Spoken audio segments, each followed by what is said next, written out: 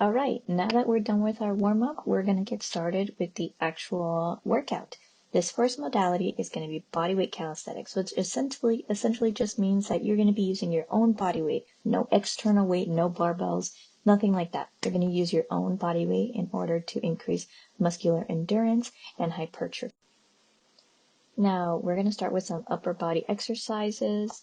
The first upper body weight exercise we're going to do is going to be push-ups. And more specifically, the first set is going to be incline push-ups. For the push-ups, we're going to start from easiest, medium to hardest. Now, what's great about incline push-ups is that you can choose how easy or hard these can be. Again, ideally, you want this to be easy. So the higher the incline is, the easier it is. The lower the incline, the harder the exercise is. And as I was showing there, you want to make sure that your hands are shoulder width apart.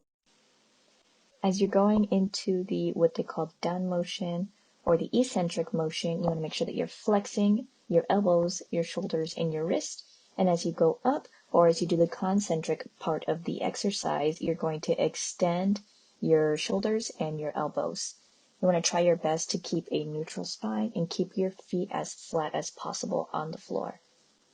For the next set, we're going to be doing eccentric or negative push-ups. I'm showing there that same thing. We want to keep hands shoulder width apart and also making sure that you're squeezing your scapula together, squeezing your latissimus dorsi and upper trap muscles.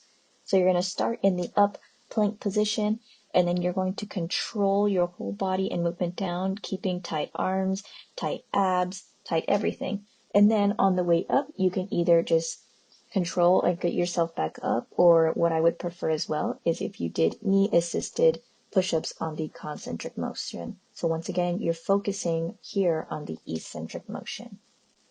You're going to do between 8 to 10 of these.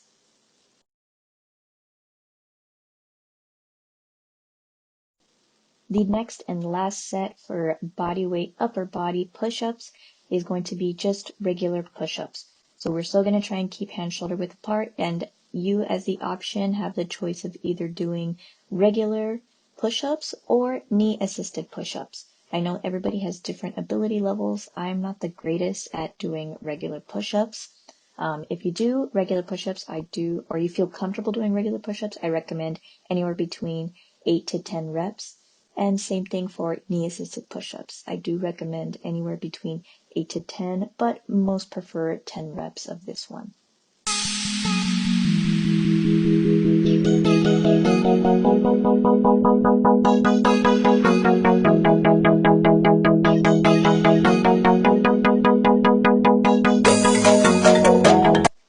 Alright, so now we are moving on to lower body weight exercises. The first set is going to be glute bridges. Now the way that we're going to do this is we're going to have our feet about shoulder width apart and maybe a little bit more, with ourselves being supine, and then our hands flat on the ground, and that's going to help us for stability purposes. Now we're going to start completely supine with our knees flexed on the ground, and then you're going to use your glutes and your ab muscles to push your hips up towards the ceiling. Ideally, you want to hold at the very top or sticking point and hold it to feel the muscle connection and to feel your glutes and your abs working for this one. And more specifically, this exercise is going to work, again, your glutes, abs, and your quads. This next set is going to be a different variation of glute bridges. So as you can see here, my working leg is going to be still in that flexed position. The other leg is going to be out in a less flexed position. Now ideally for this type of glute bridge, the less flexed knee is going to be the non-working leg, and you are going to try not to put any weight on it.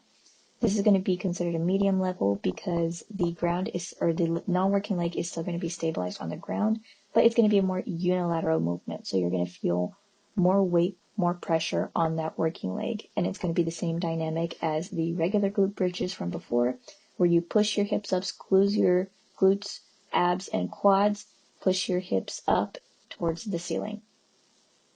This one is also going to be 10 reps.